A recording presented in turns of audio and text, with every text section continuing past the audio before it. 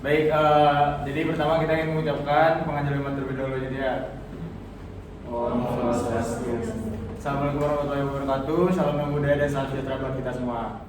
Kami dari kelompok 5 akan membawakan konsep podcast yang dengan konsep fokus grup diskusi pada kali ini. Nah, sebelum kita mulai untuk membahas kasus korupsi serta hal-hal di dalamnya, ada baiknya kita perkenalan terlebih dahulu. Nah, saya sendiri yaitu Galia Sudirja Gandhi, NIM 825. Perkenalkan, nama saya Dea Saraswati dengan NIM 2779. Perkenalkan, nama saya Nimade Maria Dewiani dengan NIM 119112799. Perkenalkan, saya Tulis Pradeva, NIM 2757. Saya Diomade Widiana Putra, NIM 119112771. Perkenalkan, nama saya Rama Dunyani Tayubo dengan NIM 2783. Perkenalkan, nama saya Lunirvana Krisna Dewi dengan NIM 2780. Saya Angka Nyaman Wagi Pratidina, NIM 119112764. Oke, kalau gitu kita di sini bakal ambil contoh kasus yang udah diadili ya teman-teman semua. Yang kita ambil di sini kasus korupsinya adalah dugaan kasus suap senilai 52,3 miliar yang dilakukan oleh mantan Menteri Kelautan dan Perikanan yaitu Pak Edi Prabowo. Di sana tuh kasusnya itu akan membahas terkait perizinan ekspor benih lobster kayak gitu. Jadi isunya Pak Edi ini menerima dari suatu oknum yang bergerak di bidang korporasi swasta. Nah, adapun definisi dari korupsi itu sendiri kira-kira apa sih kakak sekalian? Jadi definisi korupsi itu bisa diartikan paling sederhananya adalah tindakan setiap orang yang dengan tujuannya menguntungkan dirinya pribadi untuk mendapatkan suatu kekayaan atau benefit lainnya dan merugikan orang lain, korporasi lain ataupun negara itu sendiri kayak gitu. Kalau dalam kita relatable-kan ke kasusnya Pak Edi ini, jadi Pak Edi menguntungkan dirinya sendiri, memperkaya dirinya dan merugikan korporasi swasta itu sendiri. Adapun selain definisi dari korupsi itu, kira-kira apa lagi sih teman-teman? Ada yang namanya faktor-faktor penyebab terjadinya tindakan koruptif itu. Nah, kira-kira apa aja sih itu? Mungkin kakak sekalian ada yang memberikan pandangannya mungkin? Saya ingin memberikan pandangan. Oke, langsung aja kalau gitu Kak Lia. Baik, terima kasih atas waktu yang sudah diberikan. Jadi faktor-faktor penyebab terjadinya korupsi itu ada dua, yaitu faktor internal dan faktor eksternal. Faktor internal di sini yaitu faktor pendorong terjadinya korupsi yang berasal dari dalam diri setiap individu. Contohnya seperti sifat tamak atau sifat rakus atau serakah yang dimiliki oleh seseorang sehingga berkeinginan untuk membuat perbuatan tindakan korupsi. Nah, selanjutnya itu ada selain sifat tamak ada juga faktor moral yang lemah. Nah, jika seseorang memiliki faktor moral yang lemah, maka seseorang cenderung akan lebih tergoda dengan tindakan korupsi tersebut, lebih mudah terhasut, teman-teman. Nah, sedangkan faktor eksternal itu merupakan faktor pendorong korupsi yang berasal dari luar individu. Contohnya seperti faktor ekonomi. Di sini bisa dilihat dari pendapatan atau gaji seseorang mungkin tidak puas dengan hasilnya. Jadi muncul tindakan korupsi itu untuk memenuhi kebutuhan hidup semuanya, agar bisa terpenuhi semuanya. Nah, selain faktor ekonomi ada juga faktor sosial.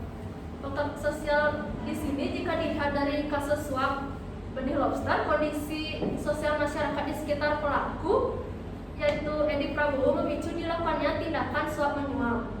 Nah, kondisi sosial yang dimaksud di sini itu yaitu adanya keinginan untuk menaikkan kelas sosial yang ada di sekitar lingkungan masyarakat tersebut. Baik, sekian aja dari saya. Oke, baik. Sebenarnya terima kasih untuk Kak Lia telah memberikan pandangannya. Oke, kalau gitu kita lanjut sekarang ke perilaku koruptif yang sekiranya itu bisa memicu di tindakan terjadinya pidana korupsi. Nah, itu apa aja sih kira-kira? Mungkin dari kakak salah yang ingin memberikan pandangannya terkait hal tersebut. Oh ya, langsung aja Kak Lia kalau gitu. Kalau menurut saya, perilaku koruptif yang jadi pemicu terjadinya korupsi ini yang pertama, terlalu mentoleransi terhadap adanya korupsi ini. Kenapa? Karena menurut saya Pak Edi ini mungkin menganggap hal ini merupakan hal yang sepele, namun akan berdampak banyak bagi lingkungan dan juga perekonomian di Indonesia. Yang kedua, kurangnya rasa peduli terhadap alam. Jika suatu benih yang baru tumbuh dan sudah terancam populasinya, pasti akan berdampak buruk bagi ekosistem. Benih saja sudah terancam populasinya, bagaimana bisa lobster bisa berkembang biak dan menjadi suatu keuntungan yang besar bagi para nelayan maksud saya.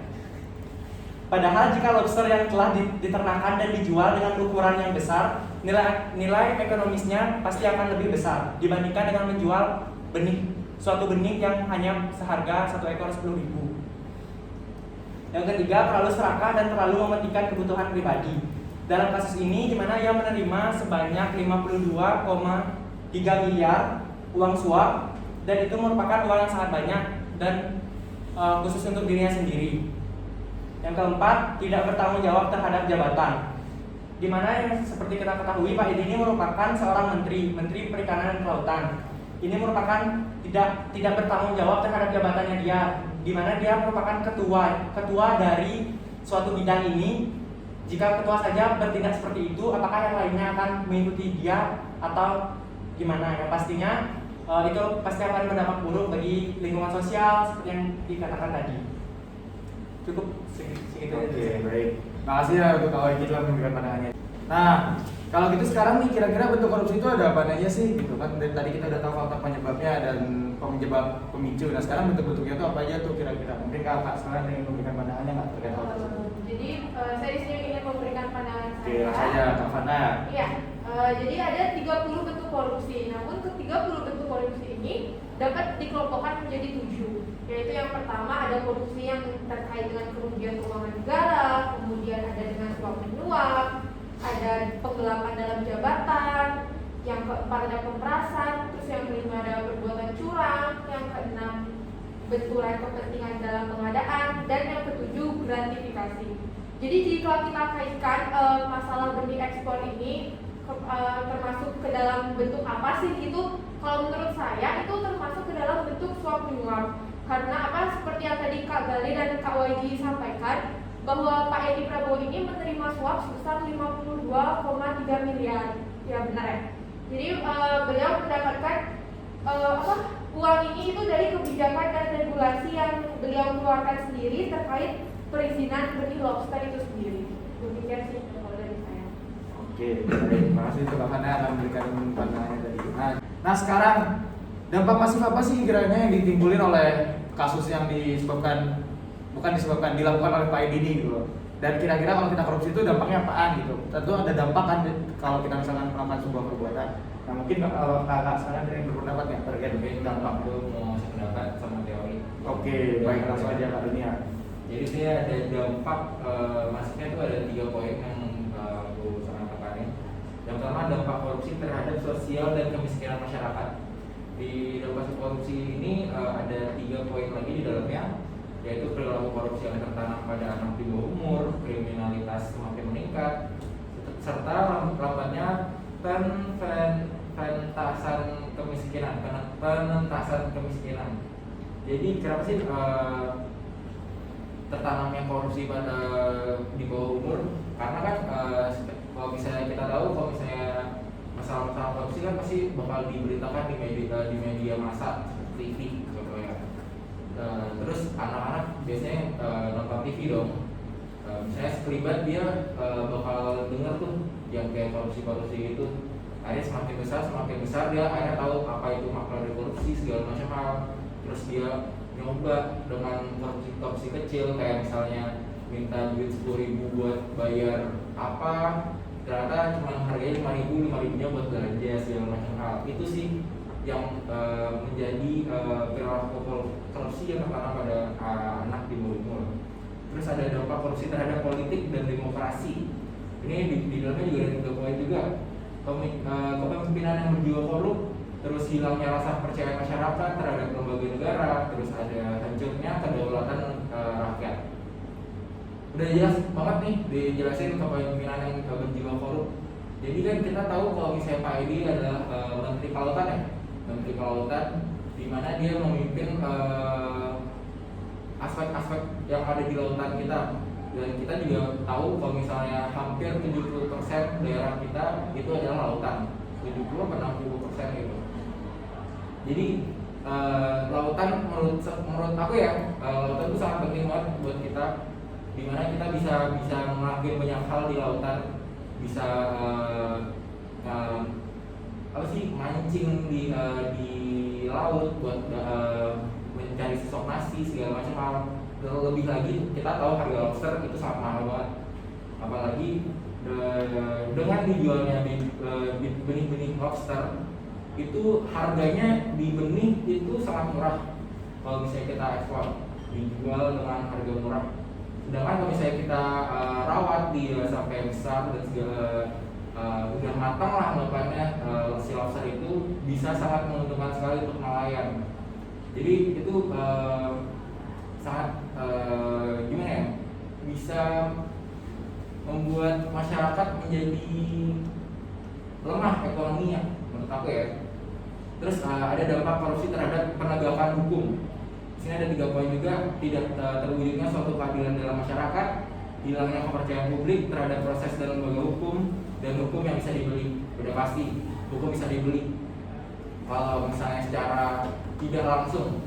Kenapa aku bisa ngomong kayak gitu? Karena pencarian aku di berita media sosial, di portal online juga, itu di CNN dan CNBC, dia Pak Edi ini ditahan cuma hanya 20 hari per tanggal 25 November sampai kurang lebih 14 Desember. Jadi udah sangat bisa kita lihat juga itu hukum bisa dibeli, dan pasti hilangnya kepercayaan publik terhadap proses dalam lembaga hukum ini sangat berkurang sekali dengan kasusnya Pak Edi ini. Itu aja sih yang bisa aku sampaikan dari dampak-dampaknya. Oke, jadi tadi Kak Doni udah sempat ngasih pendapatnya ya terkait dengan tentang dampak masif kalau misalkan kita ngelakuin korupsi, dan terkait juga teorinya dengan kasusnya Pak Edi Prabowo. Nah, sekarang nih cara pemberantasannya itu gimana sih, sama upaya-upaya pencegahannya? Mungkin ada baiknya kita mencari tahu dulu itu ya. Kira-kira Kakak ada yang memberikan pendapatnya? Saya ini berpendapat mengenai upaya pencegahan. Oke, langsung aja Kak Rizky tentang upaya pencegahan ya. Baik. Jadi menurut saya upaya pencegahan terjadinya korupsi tersebut ada 3. Yang pertama itu kita bisa mulai dari diri sendiri, yang mana kita harus bisa bersikap jujur dan bertanggung jawab atas tugas dan wewenang yang telah diberikan kepada kita, agar kita tidak sampai terjerumus ke dalam tindakan penyelewengan yang dapat merugikan negara maupun masyarakat. Kemudian yang kedua, pentingnya ilmu pendidikan keagamaan. Kenapa dikatakan penting? Karena kita semua tahu bahwa apabila kita memiliki ilmu keagamaan yang kuat, maka otomatis kita memiliki iman yang kuat juga. Nah, dari iman yang kuat tersebut akan kecil kemungkinan kita akan terjerumus dalam tindakan melanggar hukum seperti pelanggaran norma seperti itu.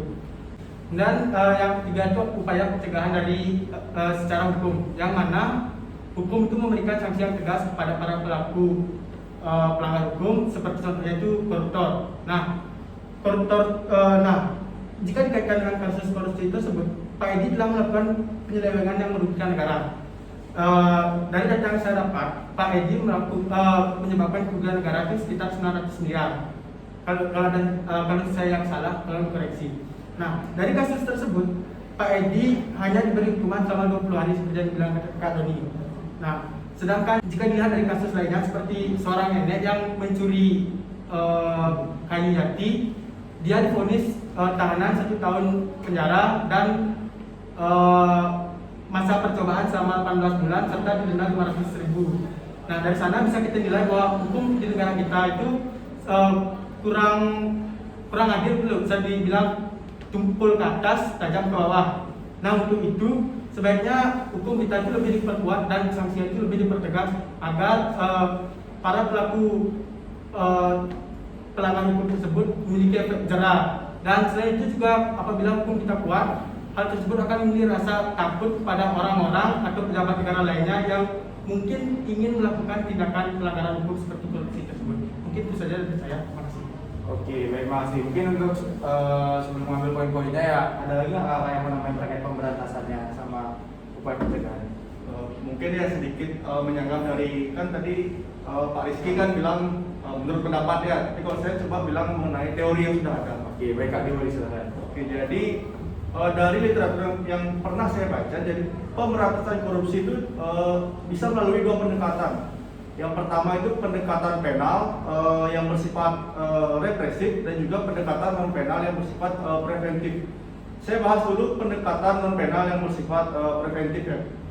Jadi di sana itu merupakan strategi pencegahan pemberantasan itu menggunakan jalur non hukum, seperti bagaimana bimbingan kepada masyarakat untuk tidak melakukan tindakan korupsi. Dan juga tindakan implementasi itu seperti apa sih? Kalau untuk masyarakat kita bisa melaksanakan seminar atau bimbingan tentang anti korupsi. Jadi kayak kita memupuk dari masyarakat itu supaya tidak melakukan tindakan korupsi ini.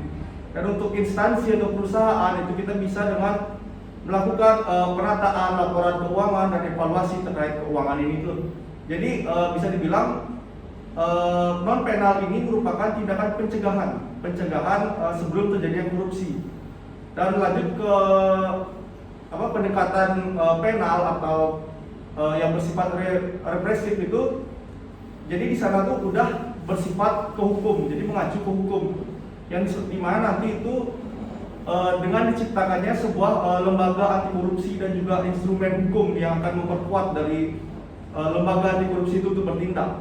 Jadi di sini apabila saya kaitkan dengan Pak Edi Prabowo, jadi implementasi dari penal ini yaitu dilaksanakannya OTT atau operasi tangkap tangan yang selama ini sudah dialami oleh Pak Edi Prabowo dan juga dari pihak penyuap. Jadi di sini Pak Edi Prabowo dan juga pihak penyuapnya itu terkena juga namanya instrumen hukum yang dimana pasal, mohon izin saya melihat ini, yang dimana Pak Edi Prabowo ini dijerat dengan pasal 12 ayat 1 huruf A atau B atau Undang-Undang Nomor 20 Tahun 2001 tentang pemberantasan tindak pidana korupsi. Sedangkan dari pihak penyuap itu dijerat dengan pasal 5 ayat 1 huruf A atau B atau pasal 13 UU Nomor 20 Tahun 2001 tentang pemberantasan tindak pidana korupsi. Jadi untuk penal ini lebih kayak gimana kita memberantas korupsi yang dimana pelaku itu telah melakukan tindakan korupsi. Jadi ini dilakukan dengan jalur hukum itu sih lebih lebih tepatnya. Mungkin sekian dari saya. Oke, jadi kita udah dengar dua pandangannya tadi, yang pertama dari Kak Rizky sama Kak Dewa yang nah, sekarang kan kita udah lihat nih dari mulai definisinya, penyebab dan lain halnya yang serta didukung oleh teori-teori penguatan lah dari sudut pandang kita. Sekarang kalau kita lihat nih, kita ini sebagai generasi mahasiswa gitu kan ya kakak sekalian, gimana sih perannya kita tuh untuk tindakan korupsi ini, anti korupsi ini, menurut kalian gimana? Mungkin kakak sekalian nih memberikan pendapatnya. Mungkin saya Kak. Oke, langsung aja Kak Ratna kalau gitu. Baik, pertama terima kasih atas kesempatannya. Mohon izin untuk memberikan pendapat mengenai peran mencegah korupsi bagi mahasiswa. Nah, sebelumnya yang saya ingin tekankan di sini adalah rasanya untuk kita memupuk kembali moralitas yang ada pada diri kita, karena berkaca dari pendapat teman-teman yang sudah disampaikan oleh kakak yang Dewa tadinya, korupsi itu bisa terjadi karena banyak hal, namun utamanya korupsi terjadi karena pemicunya dari diri sendiri, karena rasa rakus, tamak itu timbul dari diri sendiri begitu. Nah, itulah kenapa saya ingin melihat bahwa dengan memupuk moralitas kita sedari dini itu sudah bisa, kita harus bisa melihat bagaimana apa yang benar untuk dilakukan dan yang tidak untuk dilakukan nantinya. Karena mau tidak mau harus dan harus itu kita akan menduduki dan mengganti orang-orang yang sedang menduduki jabatan. Nantinya kita akan menduduki kursi di sebuah jabatan tersebut di atas nanti. Nah, dari inilah karena dari dulu pun kita sebenarnya sudah diberikan pendidikan dari SD pula kan, kita sudah diberikan apa yang baik, apa yang tidak baik itu tidak sudah diajarkan gitu. Nah, kembali lagi di posisi mahasiswa kita tuh harusnya mendukung program-program pemerintah, di mana program pemerintah sendiri sudah menjalankan untuk menetapkan pelajaran pendidikan anti korupsi. Nah, kebetulan pendidikan anti korupsi ini sudah mulai dilegalkan, sudah mulai diajarkan kembali di perguruan tinggi negeri. Kebetulan Universitas Pendidikan Nasional pun terpilih, salah satu terpilih di Bali. Belum banyak loh, belum banyak ada yang menerapkan pendidikan anti korupsi di kampus. Nah, kita harus mendukung, sebagai mahasiswa kita harus mendukung. Karena apa? Yaitu tadi, karena kita nanti yang akan mengganti posisi bapak-bapak pejabat di atas gitu. Nah, dengan memupuk moralitas nantinya akan terbagi lagi menjadi dua. Yang pertama, dengan kita memupuk moralitas tersebut, kita sudah selangkah untuk menghindari bagaimana pencegahan terjadinya korupsi tersebut. Yang kedua, yang sudah disebut oleh Kak Doni tadi, tumpulnya hukum yang diberikan kepada koruptor tersebut. Nah, kenapa di Indonesia seperti itu? Kenapa koruptor yang benar-benar merugikan orang banyak, khususnya masyarakat Indonesia, kenapa hukumnya sedikit? Itu karena penegakan hukum di Indonesia sendiri disepelekan. Kenapa bisa begitu? Kita tidak bisa seperti itu untuk selanjutnya. Nah, lagi pula teman-teman sendiri juga tidak hanya untuk dapat memberikan melalui penegakan hukum, namun kita juga memberikan sanksi sosial. Kita harus bisa untuk tidak lagi mentoleransi kegiatan-kegiatan korupsi tersebut. Tidak boleh begitu. Jadi jika penegakan hukum dikurang menegakkan hukumnya, kita bisa memberikan sanksi-sanksi sosial kepada pelaku-pelaku koruptor di Indonesia. Menurut saya begitu, Kak. Saya cukupkan saja. Oke, baik. Oke, jadi tadi kita dengar nih pandangan dari Kak Ratna. Mungkin ada lagi yang ingin menambahkan? Cukup ya? Oke. Intinya tadi Kak Ratna adalah di sini menekankan bahwa pendidikan anti korupsi ini ada nilai positif ya teman-teman semua. Nah, pentingnya pendidikan anti korupsi ini untuk ditanamkan nggak cuma untuk dipelajari oleh kita mahasiswa. Maksud saya di sini adalah nggak cuma di perguruan tinggi, tapi kita juga bisa nerapin ini mungkin nanti di adik saudara kita atau adik-adik kandung kita, biar mereka tuh udah kita tanamin pendidikan anti korupsi ini sejak dini. Karena nantinya kita juga yang bakalan gantiin posisi-posisi orang-orang yang ada di birokrasi manapun itu, baik itu nanti di KPK-nya ataupun nanti di kementeriannya ataupun di lembaga apapun itu, kayak gitu teman-teman. Nah, mungkin itu tadi yang bisa kita sharing-sharing sedikit, kita diskusikan sedikit terkait faktor penyebab, dampak masif, bentuk-bentuk, serta perilaku lainnya, dan peran kita selaku mahasiswa itu kayak gimana. Mungkin itu aja yang bisa kita sharing untuk teman-teman di rumah ya pada hari ini. Nah, sebelum kita menutup, kita juga punya sedikit kampanye nih untuk mendukung gerakan anti korupsi, serta untuk menunjukkan kalau kita ini juga mengimplementasikan pendidikan anti korupsi ini kayak gitu. Nah, udah kepo nih kan sama kampanye kita. Oke, jadi kampanye kita ini bentuk slogan ya teman-teman semua. Oke, udah siap ya? Oke, generasi muda Indonesia, katakan tidak pada korupsi. Oke, mungkin apresiasi buat semuanya. Oke, jadi sekian untuk aja. Terima kasih buat kakak-kakak yang udah datang ke sini untuk menyampaikan pandangannya, dan untuk kakak-kakak di rumah yang nantinya akan menonton podcast ini, diharapkan dicermati baik-baik serta dicoba untuk diterapkan di rumahnya masing-masing sama di dirinya ya. Kayak gitu aja sih. Sekian dari kita, dan mungkin untuk penutupan saya tutup dengan para Santi. Oh, Santi. Waalaikumsalam warahmatullahi wabarakatuh. Salam nama budaya dan salam sejahtera bagi kita semua. Oke, see you.